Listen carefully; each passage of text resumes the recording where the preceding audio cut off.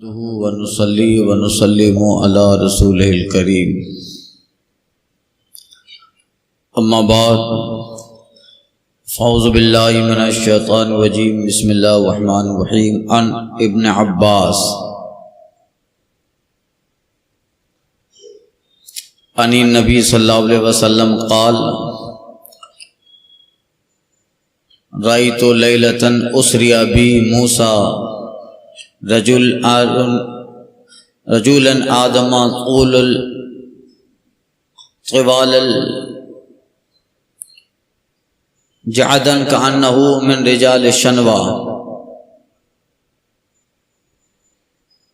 ورأيت عيسى رجلا مربوط الخلق إلى الحمراء والبياض صبط الرأس ورأيت مالكا خازن النار والدجال في آيات أراهن الله إياه فلا تكن في مرية من لقائه متفق علیہ۔ حضرت عبداللہ بن عباس رضی اللہ تعالی عنہ سے روایت ہے، فرماتے ہیں نبی کریم صلی اللہ علیہ وسلم نے فرمایا کہ جس رات مجھے سیر کرائی گئی یعنی معراج، میں نے دیکھا حضرت موسیٰ علیہ السلام کو گندمی رنگ والے، گندمی رنگ، نہ بالکل سفید نہ بالکل کالے، درمیانی رنگ، گندمی رنگ، گیہوں کے کلر کا۔ میں نے دیکھا جناب موسیٰ کو گندمی رنگ والے، دراز قد، گنگری والے بال والے، گنگری والے بال۔ ایک بال ہوتے ہیں کہ سب ٹیڑھے ہوتے ہیں جیسے حبشی لوگوں کے ہوتے ہیں سب بال، ایک ہوتے ہیں گنگری والے بال، کچھ بال شروع کے سائڈ کے ٹیڑھے ہوتے ہیں، وہ حسن میں اضافہ کرتے ہیں، حسن بڑھاتے ہیں، گنگری والے بال۔ گویا وہ شنوا کے لوگوں میں سے ہے۔ کل میں نے عرض کیا یمن کا ایک علاقہ شنوا، اور وہاں کے لوگ بڑے خوبصورت تھے اور بڑے اخلاق مند تھے، تو آقا کہتے ہیں گویا وہ ایسا لگتے ہیں جیسے شنوا کے لوگوں میں ہیں۔ پھر کہتے ہیں میں نے عیسیٰ علیہ السلام کو دیکھا، درمیانی قد، مربوط الخلق الى الحمرۃ والبیضاء، درمیانی قد، سرخی سفیدی کی طرف مائل چہرہ، چہرہ سرخی اور سفیدی کی طرف مائل، بالکل سفید بھی نہیں بالکل لال بھی نہیں، دونوں کے امتزاج میں، اور سیدھے بالوں والے، بال ماشاءاللہ بڑے درست ہے۔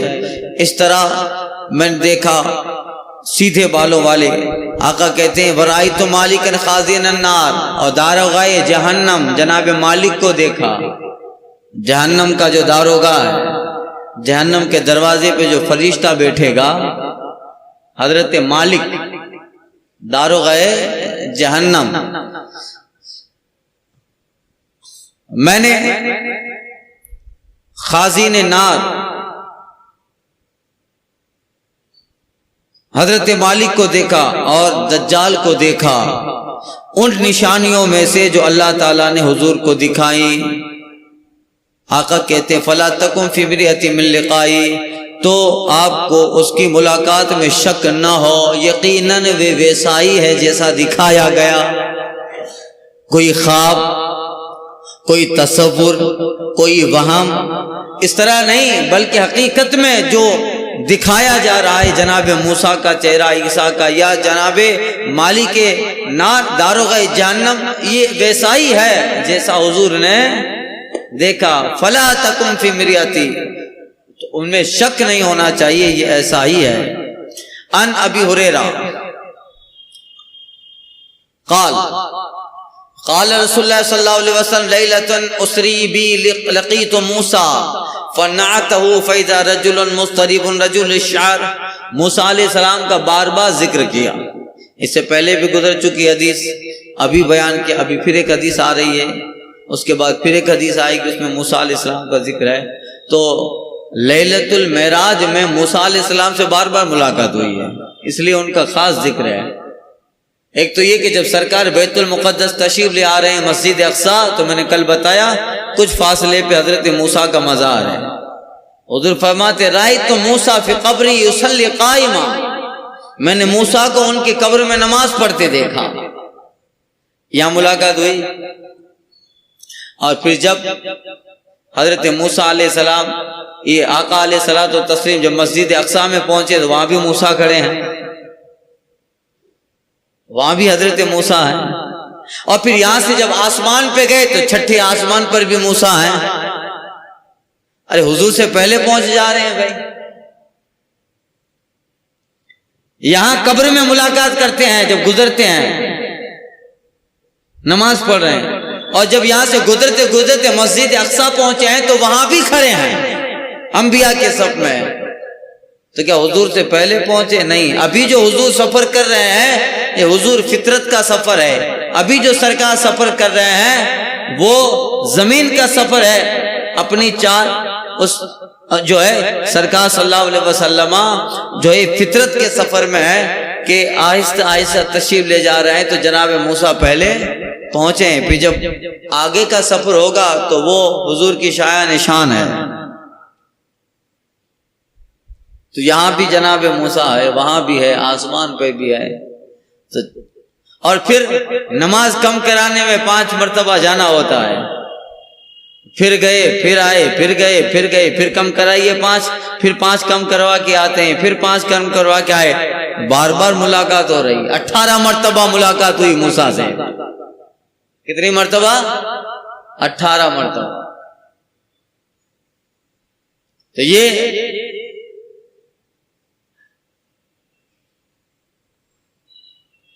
ان آیات میں سے ہیں، نشانیوں میں سے ہیں جو حضور کو دکھایا گیا، اس لیے جناب موسیٰ کا ذکر بار بار کیا گیا اس سفر میں، بار بار۔ تو اب کہتے ہیں یہ دوسری روایت جناب ابو ہریرہ سے کہتے ہیں نبی کریم صلی اللہ علیہ وسلم نے فرمایا وہ رات جب میں نے موسیٰ علیہ السلام سے ملاقات کی فنعتہ، تو پھر آپ نے وہ صفت بیان کی جناب موسیٰ کی، فَإِذَا رَجُلٌ مُضْطَرِبٌ رَجُلُ الشَّعْرِ، وہ جناب موسیٰ علیہ السلام آپ نے ان کا حلیہ بیان فرمایا، وہ درمیانی قد ہے، درمیانی قد کے آدمی ہیں، سفید بالوں والے، کأنہ من رجال شنوا، گویا کہ وہ علاقہ یمن کے شنوا کے لوگوں کی طرح ہے۔ یمن کا علاقہ شنوا کے لوگوں کی طرح ہے۔ اور فرماتے ہیں وَلَقِيتُ عِيسَىٰ رَبْعَةً، اور جناب عیسیٰ علیہ السلام سے ملاقات کی، وہ درمیانی قد ہیں اور سرخ رنگ ہے آپ کا، کأنما خرج من دیماس، ایسا لگتا ہے کہ آپ جو ہے حمام سے باہر تشریف لے آئے ہیں، حمام غسل خانہ باہر تشریف لے آئے ہیں۔ ایک حدیث میں ہے حضور نے جناب عیسیٰ کو دیکھا، ان کے چہرے پہ پانی کے قطرے ہیں۔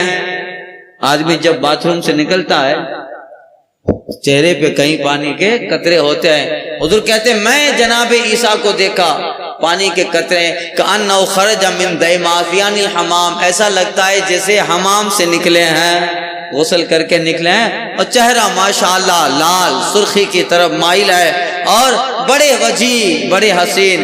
اللہ تعالیٰ نے وجیح جن کے لیے کہا، یہ آقا فرماتے رأیت ابراہیم وانا اشبہ ولدہ بھی، اور میں نے ابراہیم کو دیکھا، سنو وہ کیسے ہیں، ابراہیم کی اولاد میں میں ان کے سب سے زیادہ مشابہ ہوں، میں ان کی طرح سب سے زیادہ اشبہ ولدہ بھی، میں ان کی اولاد میں سب سے زیادہ ان کی طرح دکھنے والا۔ قالا کہتے ہیں فَأُوتِيتُ بِآنَاءٍ أَحَدُهُمَا اللَّبَنُ وَالْآخَرُ فِي خَبَرٍ، پھر میں قرب رب العالمین میں گیا، مجھے میرے پاس 2 پیالے لائے گئے، ان میں سے ایک میں دودھ ہے دوسرے میں شراب ہے۔ فقیل علی خود ایہما شئتا، مجھے کہا گیا محبوب ان دونوں پیالوں میں سے جس کو چاہیں اختیار کر لیں۔ فاخذت اللبن فشربت، میں نے دودھ کا پیالہ اٹھایا اس میں سے پیا، مجھے کہا گیا ہدیت الفطرہ، آقا صلی اللہ علیہ وسلم فرماتے ہیں مجھے کہا گیا آپ کو فطرت کی ہدایت دی گئی، آپ نے دودھ والا پیالہ اٹھا کر پیا، آپ کو فطرت کی ہدایت دی گئی، اما انک لو اخذت الخمر، اگر آپ شراب والا پیالہ اٹھاتے غوت امتک تو آپ کی امت گمراہ ہو جاتی۔ یہ انسان کی فطرت ہے نا بھائی، دودھ بچہ جب آتا ہے تو پہلے دودھ پیتا ہے، تو دودھ فطرت انسانی ہو گئی۔ تو دو پیالے پیش کیے جا رہے ہیں، ایک دودھ کا ایک شراب کا، اور کہا جا رہا ہے ایک محبوب اٹھا لیجئے۔ حضور دودھ کا پیالہ اٹھاتے ہیں جو فطرت میں داخل ہے۔ آقا سے کہا گیا ہدیت الفطرہ، آپ کو فطرت کی ہدایت دی گئی، اگر آپ شراب کا پیالہ اختیار کرتے تو آپ کی امت گمراہ ہو جاتی۔ ان ابن عباس، حضرت عبداللہ بن عباس سے روایت،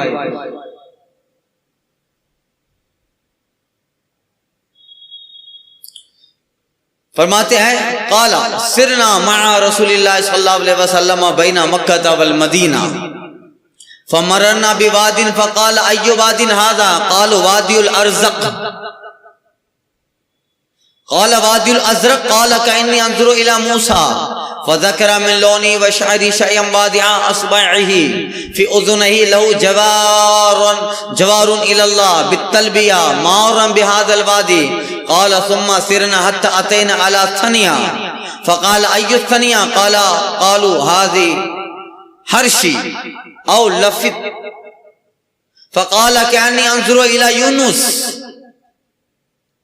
على ناقة حمراء عليه جبة صوف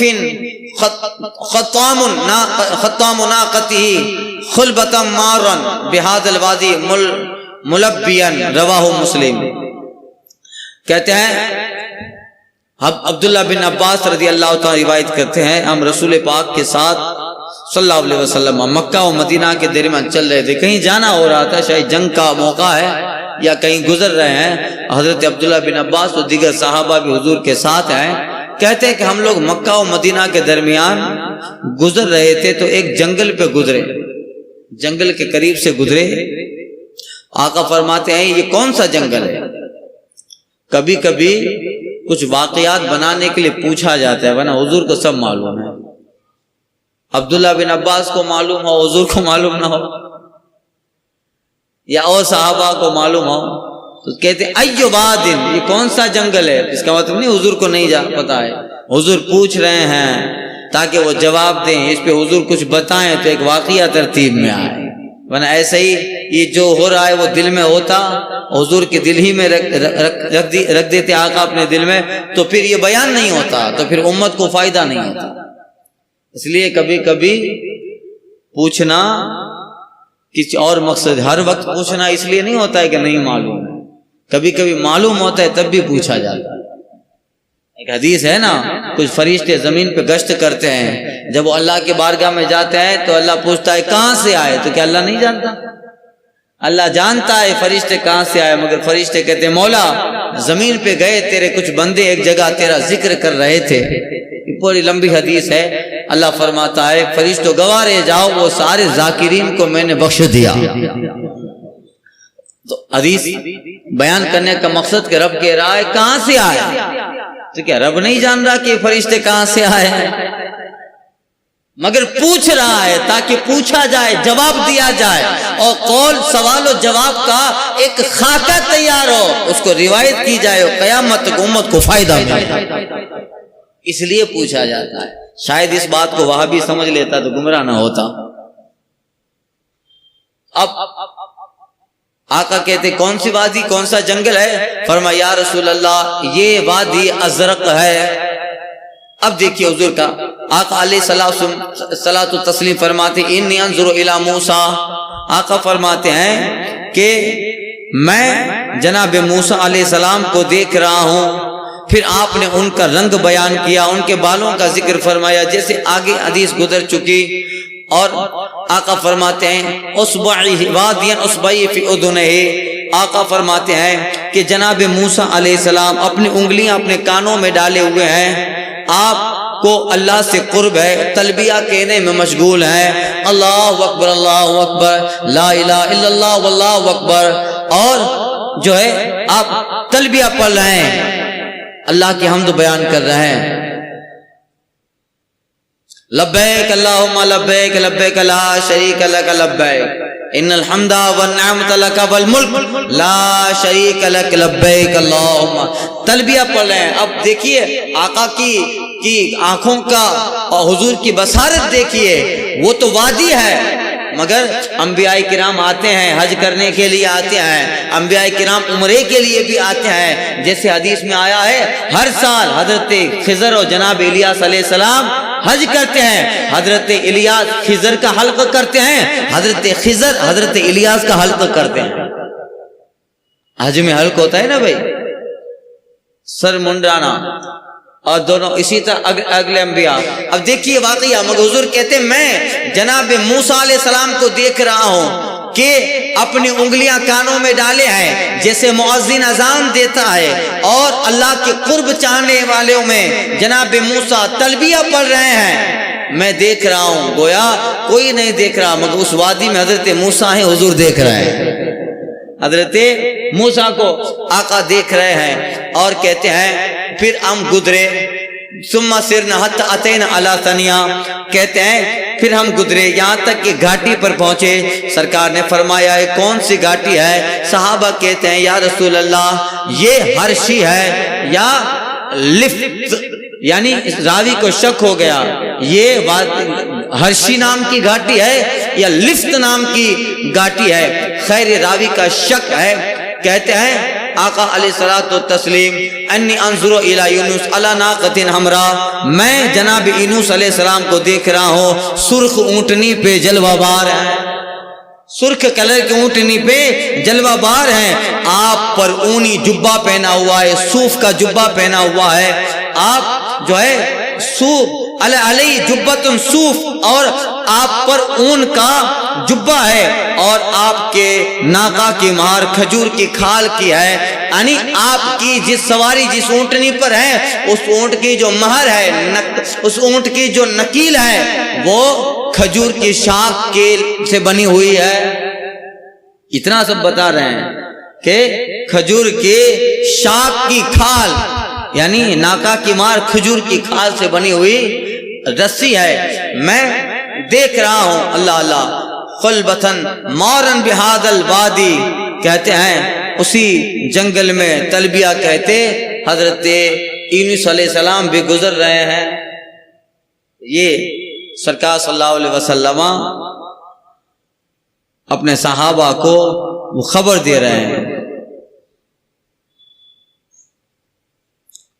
اور بتا رہے ہیں کہ یہ واقعات یہ ہو رہا ہے، واقعات رونما ہو رہے ہیں۔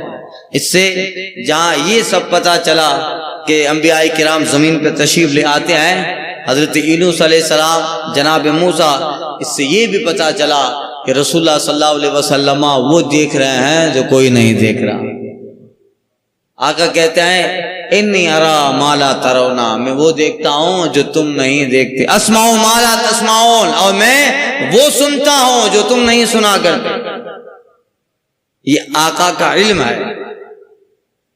ان ابی ہریرہ ان النبی صلی اللہ علیہ وسلم قال خفف علی داؤد القرآن فکان یامر بدوابہ فتسرج فیقرأ القرآن قبل ان تسرج دوابہ ولا یاکل الا من عمل یدیہ، رواہ البخاری۔ حضرت ابو ہریرہ سے روایت فرماتے ہیں نبی کریم صلی اللہ علیہ وسلم نے فرمایا داؤد علیہ السلام پہ قرآن کو آسان کیا گیا، داؤد علیہ السلام پر خفف علی داؤد القرآن، داؤد علیہ السلام پر قرآن کو آسان کیا گیا، یا قرآن اپنے لغوی معنی میں ہے، قرآن کا مطلب پڑھی جانے والی کتاب، قرآن کا مطلب پڑھی جانے والی کتاب، تو اس سے مراد زبور ہے کیونکہ وہ بھی پڑھی جاتی تھی، جیسے قرآن ہمارا ہے جو ہمارے آقا پہ نازل ہوا، اس کو قرآن اس لیے کہتے ہیں کہ وہ بار بار ریپیٹ ہوتا ہے، پڑھا جاتا ہے۔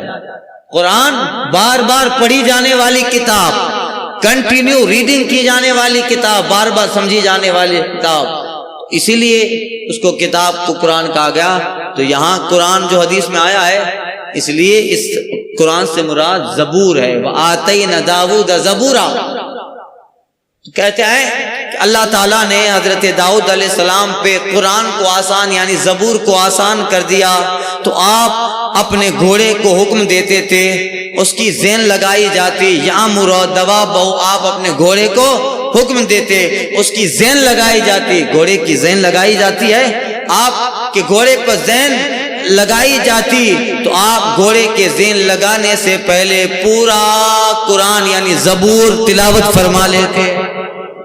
اب لگانے میں کیا دیر لگتی، مختصر سی دیر لگتی ہے، زین لگائی جاتی، کوئی جو 1-2 گھنٹہ نہ لگے، کچھ منٹ بھی نہیں لگتے ہیں، لگا دی جاتی زین، مگر ان کے اوپر اللہ تعالیٰ نے ان کی کتاب کو آسان کر دیا، گھوڑے کی زین لگنے سے پہلے وہ پوری زبور تلاوت کر لیتے۔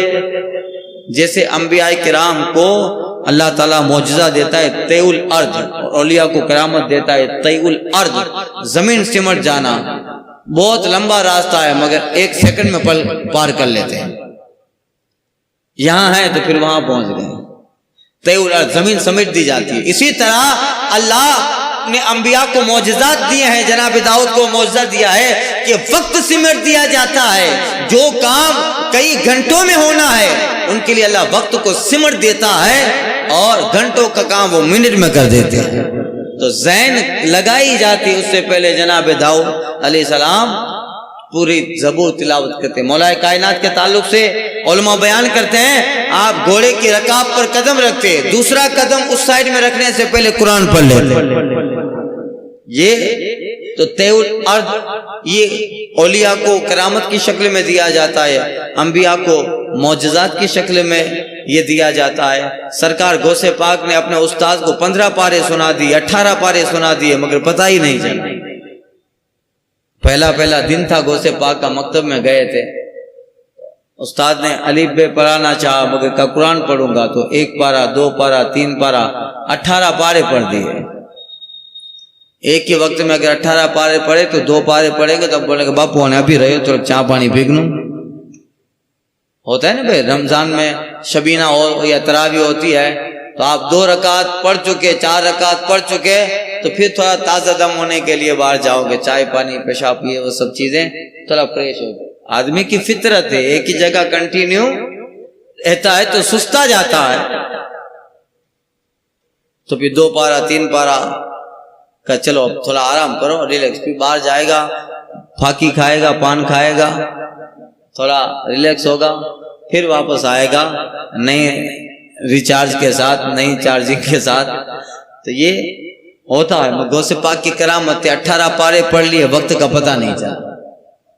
تو یہ انبیاء کو معجزات، اولیاء کو یہ ساری کرامتیں دی جاتی ہے۔ اور وَلَا يَأْكُلُ إِلَّا مَنْ عَمِلَ بِهِ، کہتے ہیں آپ پورا قرآن زین لگانے سے پہلے پڑھ لیتے پوری زبور، اور جب تک آپ نہ کھاتے مگر اپنے ہاتھ کے کام سے، یعنی آپ کسی کا نہیں کھاتے تھے، آپ خود کام کرتے جناب داؤد، اس سے کمائی ہوتی اور اس سے ہی کھانا خرید کے آپ کھاتے تھے، آپ کہیں کھاتے نہیں تھے، نہ کسی کا کھاتے، آپ خود کام کرتے۔ آپ جو ہے اللہ تعالیٰ نے آپ کو کئی ہنر عطا فرمائے تھے، نبوت و رسالت کے ساتھ وہ کام بھی کرتے حضرت داؤد علیہ السلام، اور آپ جو ہے اس سے جو رقم حاصل ہوتی اس سے کھانا خرید کر آپ کھایا کرتے تھے۔ کئی ایک ہنر تھے، آپ لوہا پگھلایا کرتے تھے، بھٹی میں لوہا پگھلاتے تھے۔ اب لوگوں کو لوہا پگھلانے کے لیے تو بھئی آگ جلانی پڑے گی، آگ میں ڈالو تو لوہا پگھلے گا۔ حضرت داؤد علیہ السلام لوہے کو پکڑتے تھے تو پگھل جاتا تھا۔ اس کے لیے اللہ تعالیٰ نے ان کے لیے وَلَيَّنَّاهُ الْحَدِيدَ، اللہ کہتا ہے ہم نے لوہا ان کے لیے نرم کر دیا۔ حضرت داؤد کو لوہا ایسا لگتا تھا جیسے موم ہے، تو وہ جو بھی آتا تھا اس کو لوہا بنا کے ایسے ایسے کر کے جز بنانا ہوتا بنا کے دے دیتے، اور بھی بہت سارے کام تھے۔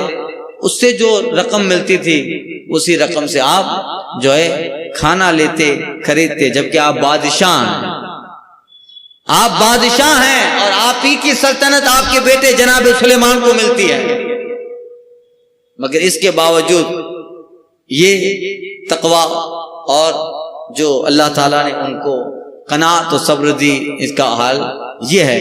تو یہ انبیاء کرام کے ذکر کا بیان تھا، باب و ذکر الانبیاء، اور بھی آگے کئی حدیثیں انبیاء کرام کے تعلق سے آ رہی ہیں، انشاءاللہ آئندہ کے درس میں عرض کرتا ہوں۔ الفاتحہ۔